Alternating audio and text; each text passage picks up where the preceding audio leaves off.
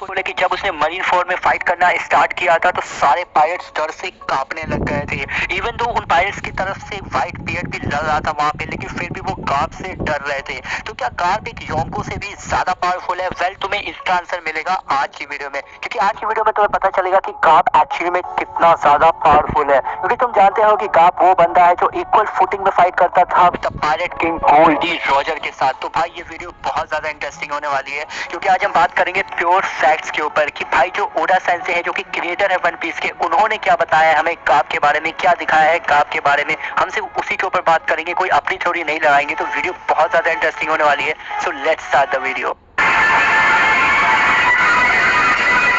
तो भाई गार्प का हमें प्रॉपर इंट्रोडक्शन हुआ था वाटर 7 आर्क के दौरान, जब वो लूफी से मिलने के लिए आता है और हमें पहली बार पता चलता है कि लूफी एक्चुअली में hero of the marines Garp का पोता है। ये जानकर उसका पूरा क्रू पूरी तरह शॉक हो जाता है, और साथ में हमें ये भी रिवील होता है कि लूफी एक्चुअली में ड्रैगन का बेटा है, जो कि मोस्ट वांटेड क्रिमिनल है पूरे वन पीस यूनिवर्स का, और साथ ही साथ बेटा है गार्प का। और इसी के कुछ देर बाद हमें गार्प की स्ट्रेंथ की एक झलक देखने को मिलती है, जब वो लूफी और उसके क्रू के ऊपर अटैक कर रहा होता है कैनन बॉल फेंक कर। ये देखकर सांजी पूरी तरह शॉक हो जाता है कि कोई इंसान भला ऐसे कैनन बॉल्स कैसे फेंक सकता है, आखिर कौन है ये बंदा। और दूसरी तरफ गार्प हंस रहा होता है जोर जोर से कि उसकी पावर कितनी ज्यादा डिक्रीज हो गई है, वो कितना वीक हो गया है। और भाई इस कैनन बॉल का तुम साइज देखो, ये कितनी बड़ी है। और मैं तुम्हें यहाँ बता दूं कि गार्प कोई हाथी यूज नहीं कर रहा है, ये उसकी प्योर स्ट्रेंथ है। और अगर भाई हम गार्प की स्ट्रेंथ की बात करें तो ओडा ने चाइल्डहुड गार्प को भी ड्रॉ किया है, जिसमें तुम देख सकते हो कि वो एक शेर को मार के उसके ऊपर बैठा हुआ है, जिससे तुम्हें पता चलता है कि गार्प बचपन से ही फिजिकली कितना ज्यादा स्ट्रॉन्ग था।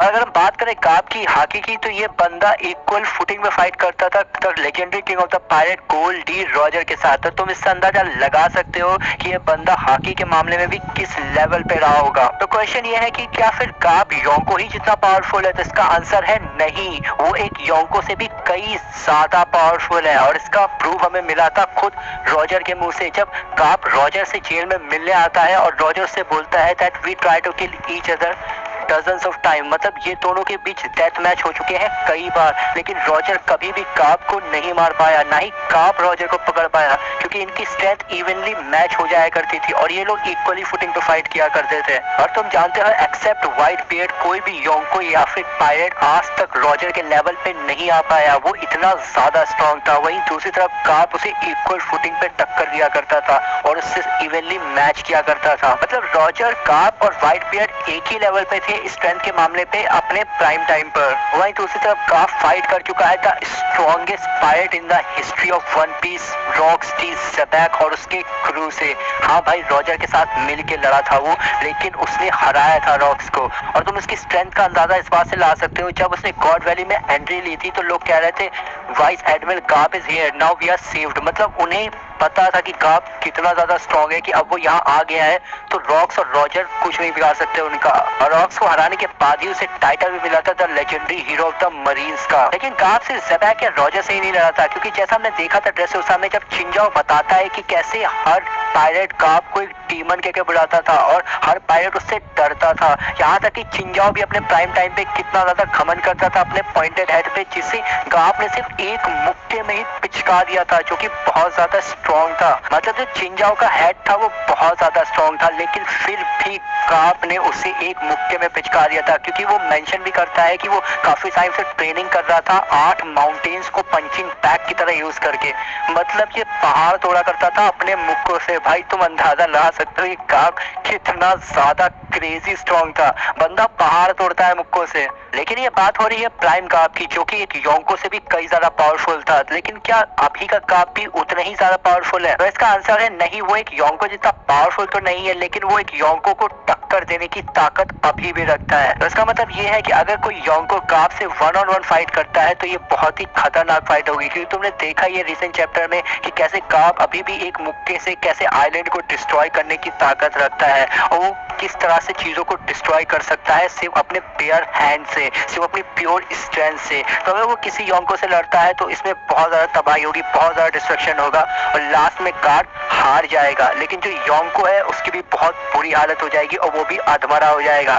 इसका एग्जांपल तुम ले सकते हो काटाकुरी और लूफी की फाइट से, कि कैसे लूफी लास्ट में जीत तो जाता है और काटाकुरी को हरा देता है, लेकिन उसकी हालत कितनी ज्यादा बुरी हो जाती है, बंदा खड़ा भी नहीं हो पा रहा होता है और लास्ट में तो बेहोश ही हो जाता है। तो ऐसा कुछ होगा योंको के साथ अगर वो 1-on-1 फाइट करेगा गार्प से और गार्प अपनी पूरी स्ट्रेंथ यूज करेगा। मतलब एक योंको को टक्कर देने की ताकत अभी भी गार्प रखता है। ये फिर लोग कहते हैं कि भाई अगर गार्प अभी भी इतना पावरफुल है तो फिर वो आउकीजी से कैसे हार गया? भाई तुम मजाक कर रहे हो क्या? भाई अच्छे से मांगा पढ़ो, वो आउकीजी से कभी नहीं हारा। देखो मैं तुम्हें एक्सप्लेन करता हूँ, ध्यान से सुनना। तो तुम जानते हो कि गार्प ने किस तरह एंट्री ली थी पायरेट आइलैंड में। मतलब उसने एक मुक्के में 1/3 आइलैंड पूरा तबाह कर दिया था अपने गैलेक्सी इंपैक्ट से। तो यहाँ तक तो तुम्हें पता है, लेकिन जैसे ही वो वहाँ एंट्री लेता है वो आउकीजी को देख के शॉक हो जाता है पहले तो, और आउकीजी उस पे अटैक करता है और उसे जमा देता है। लेकिन तुम देखोगे वो ऐसे ही चुटकी मार के बाहर आ जाता है और आउकीजी को पकड़ता है एक हाथ से और जमीन में गाड़ देता है अपना ब्लू होल अटैक यूज करके। और हमें वहाँ ये भी पता चलता है कि आउकीजी एक्चुअली में गार्प का स्टूडेंट रह चुका है कोबी की तरह। इनफैक्ट वो उसका पहला स्टूडेंट था। और तुम जानते हो जो ब्लैक बेल्ट के कमांडर्स है वो उन्हें इंपेल डाउन के लेवल 6 से लेके आए। मतलब वो बहुत ही ज्यादा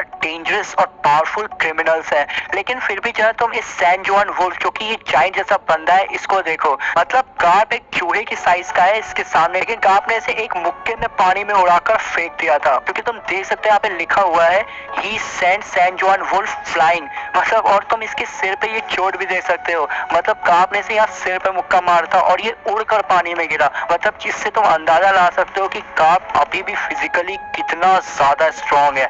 मतलब वो एक जायंट से भी कई ज्यादा पावरफुल है। और दूसरी तरफ जितने भी पायरेट्स होते हैं वो गार्प से डर के उधर भाग रहे होते हैं और दूसरी तरफ गार्प स्माइल कर रहा होता है, वो खेल रहा होता है उनके साथ। लेकिन आउकीजी जब दोबारा एंट्री लेता है और कहता है वो कोबी को एस्केप नहीं होने देगा तो गार्प उसे रोकता है। लेकिन जिस बात का शेरू फायदा उठाता है और वो गार्प को स्टैब कर देता है अपनी तलवार से। हाँ भाई वो कोबी को स्टैब करने वाला होता है लेकिन गार्प जानबूझ के उसके सामने आ जाता है।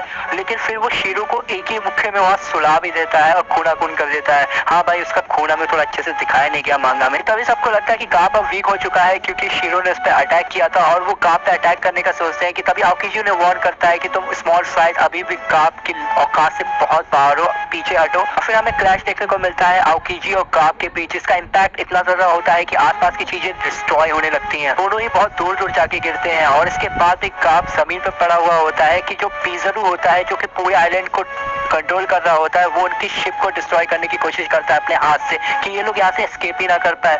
फिर भी गार्प इतना इंजर्ड होने के बाद भी कहता है डोंट वरी, चिंता मत करो, मैं सब कुछ हैंडल कर लूंगा। फिर वो कोबी को पूरा प्लान बता के दोबारा अपने पैरों पे खड़ा हो जाता है, जिसे देख के आउकीजी पूरी तरह हैरान हो जाता है कि इतना इंजर्ड होने के बाद कैसे खड़ा हो सकता है। गार्प बोलता है it is just a scratch. और सबसे हैरानी की बात तो ये है कि इसके बाद वो लाइट की स्पीड से जाता है और आउकीजी को एक मुक्का मार के वही गिरा देता है, जिसे देख के सभी लोग शॉक हो जाते हैं कि भाई खुजान वहीं पे गिरा पड़ा हुआ होता है। और वो लाइट की स्पीड से बहुत तेजी से पीजरू की तरफ बढ़ता है, जिसे देख के पीजरू भी कुछ रिएक्ट नहीं कर पाता और फिर गार्प अपना गैलेक्सी डिवाइड अटैक का यूज करता है। फिर वो जो जायंट स्कल होता है उसके 2 टुकड़े कर देता है। अटैक इतना पावरफुल होता है कि भाई जो असली पीजरू का फेस होता है वो भी क्रैक हो जाता है। And this is the power of Garp. उसके बाद जब कोबी और सारे अपनी शिप पे चढ़ जाते हैं और सही सलामत होते हैं तब फिर वो गार्प भी होता है जो उन्हें ऑर्डर देता है कि अब तुम यहाँ से सेफली निकल जाओ, मेरी चिंता मत करो, मुझे बचाने की कोई जरूरत नहीं है, तुम लोग मरीन का फ्यूचर हो, तुम लोग सही सलामत यहाँ से निकल जाओ। मतलब वो ट्राई ही नहीं करता है वहां से भागने का